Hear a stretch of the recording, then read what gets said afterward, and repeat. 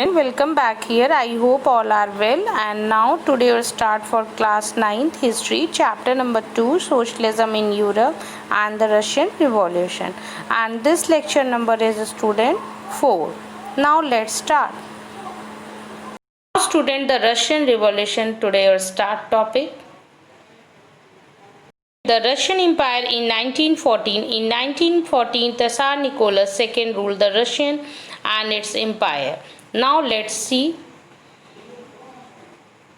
Now students, see the figure. The Russian Empire in 1914, and in 1914 में Nicholas second rule किए Russia में and its empire, and see the picture. बहुत बड़े empire थे. Now let's see. Now student, the Russian Revolution, the government in Russian was taken over by the socialists through the October Revolution of 1917 and the fall of monarchy in February 1917 in Russia, and the events of the October Revolution are normally called the Russian Revolution. यहाँ पर मैं बताना चाहूँगी कि student की सबसे main जो है रशियन रिवॉल्यूशन में ये दो इवेंट्स थे जिसका नाम अक्टूबर रिवॉल्यूशन एंड फरवरी रिवॉल्यूशन, इसीलिए इसको हम कहते हैं रशियन रिवॉल्यूशन। और ये रशियन रिवॉल्यूशन में किस ईयर में हुआ था? अक्टूबर रिवॉल्यूशन 1917 है, जिसमें गवर्नमेंट बन गई थी इन रशिया में किसकी? सोशलिस्ट की। Was taken over by the socialist through the October revolution of 1917। लेकिन जो आप निकोलस को देख रहे हैं इस पिक्चर में, तो ये द फॉल हो गई थी। The fall of monarchy system कब ख़त्म हो गया था इनका? फरवरी 1917 में। तो ये सारे दोनों इवेंट्स को हम लोग डिटेल में इस चैप्टर में पढ़ेंगे। ओके, ये स्टार्टिंग का था, मतलब ये इस चैप्टर में पूरा इसी पे बेसिकली ये चैप्टर पूरा इसी पे है कि इसी टॉपिक पे, लेकिन इसको हम लोग थोड़ा डिटेल में आगे पढ़ेंगे। Now start student. Now student, the Russian empire in 1914, and in 1914 में हम लोग देखेंगे सार निकोलस सेकेंड ने रूल किया था रशिया पे, और क्या और बहुत बड़े एम्पायर थे एंड इट्स एम्पायर। तो see, besides the territories around the Moscow, the Russian empire include the current day. Moscow में कितने इन्होंने कौन कौन से इनके अंदर इंक्लूडेड थे? तो पहला फिनलैंड था, लत्विया था, लिथुनिया था, एस्टोनिया था, और parts of Poland, Ukraine and Belarus, or it stretched to the Pacific and compromised today the Central Asian state as well as Georgia and Armenia and Armenia. And the major जो religions थे student was mainly जो religion यहाँ पर follow किया जा रहा था, तो major religion of Russian was Russian orthodox Christianity, जिसमें ऑर्थोडॉक्स क्रिश्चियनिटी होती है which grew out of Greek word है ये स्टूडेंट, ऑर्थोडॉक्स चर्च लाइक। तो यहाँ पर जो एम्पायर्स थे ऑल्सो, और क्या क्या यहाँ पे the empire also included the many religions, जैसे कैथोलिक्स में दो, क्रिश्चियंस में भी दो पार्ट्स में थे, कैथोलिक्स और प्रोटेस्टेंट, और मुस्लिम एंड बुद्धिस्ट। तो इस तरीके की यहाँ पर जो रिलीजन्स को फॉलो किया जा रहा था, बहुत सारी डाइवर्सिटी भी थी। Now let's see.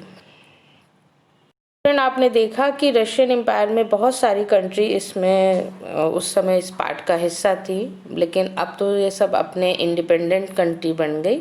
तो आपने देखा, नाउ लेट्स सी मैप। देखा स्टूडेंट की रशिया एम्पायर में जो ये इंक्लूडेड थे, जैसे फिनलैंड, लैटविया, लिथुनिया, एस्टोनिया, ये जो पार्ट्स थे पोलैंड में था, यूक्रेन था, बेलारूस, ये सब अब क्या हो गए? इंडिपेंडेंट हो गए, ये अलग अपनी कंट्री बना लिए।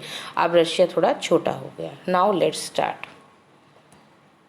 Economy and society. तो अराउंड 1900 में जैसे रेलवे एक्सटेंड किया, कोल प्रोडक्शन डबल हुआ, तो नाउ पहले हम स्टार्टिंग से बताएंगे कि क्या हुआ। तो at the beginning of the 20th century 85% of the Russian population were agriculturist, and Russia was a major exporter of grain, and Russian cultivator produce for the market and for their own needs.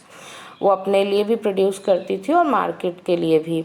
और इन Russian prominent industries areas जो थी, जो उनकी जो areas थी वो were the Saint Petersburg and Moscow हुआ करती थी उनका नाम, उस एरिया में इनकी मेन इंडस्ट्री थी। और craftsman undertook much of the production करते थे वो, और बट लार्ज फैक्ट्री जो भी एग्जिस्टेड हुई थी अलॉन्ग साइड क्राफ्ट वर्कशॉप वो अर्बन में ही हुई थी।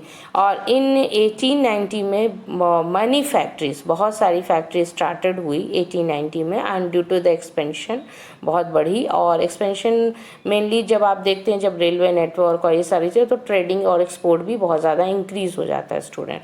तो the railway network and there was an increase in foreign investment in industries, और इस तरीके से वो इंक्रीज़ कर गई। और एज अ रिज़ल्ट क्या हुआ कि जो कोल प्रोडक्शन था वो डबल हो गया, and iron and steel output increase हो गया 4 टाइम, मतलब 4 गुना बढ़ गया। तो most of industry were privately own, आपको ये पता है ज़्यादा से ज़्यादा इंडस्ट्री जो थी वो प्राइवेटली थी। और गवर्नमेंट जो भी सुपरवाइज करती थी लार्ज फैक्ट्री को, टू इंश्योर कि ये वहाँ पर मेन था कि मिनिमम वेज देना है और लिमिटेड आवर्स ऑफ वर्क, बहुत घंटों घंटों तक काम कराती थी। और इन crafts units and small workshop में जो वर्किंग आवर्स थी वो कभी कभी तो ऐसा हुआ करती थी at some time 15 hours compare with the 10 to 12 hours in factories। तो आपने देखा कि sometimes the rulers were broken and the workers had to work around the 15 hours a day, and the accommodation varied from rooms and dormitories। उन्हें rooms भी provide होते थे और इस तरीके से डोरमेट्रीज की भी व्यवस्था की जाती थी। और workers were divided into social group, और जैसे हमारे यहाँ सोसाइटी में अभी आपने देखा कि सोशलिस्ट में हम लोगों ने देखा यूरोप में 3 तरीके के लोग थे, लिबरल, रेडिकल, कंजर्वेटिज्म। तो इस तरीके से यहाँ पर भी जैसे हम लोग के यहाँ भी हिंदू, मुस्लिम, ब्राह्मण में भी, जैसे हिंदू में भी कास्ट है, कोई ब्राह्मण है तो कोई एससी है तो कोई ओबीसी है, तो इस तरीके से वहाँ पे भी workers were divided into social groups, अलग अलग ग्रुप्स में डिवाइडेड थे।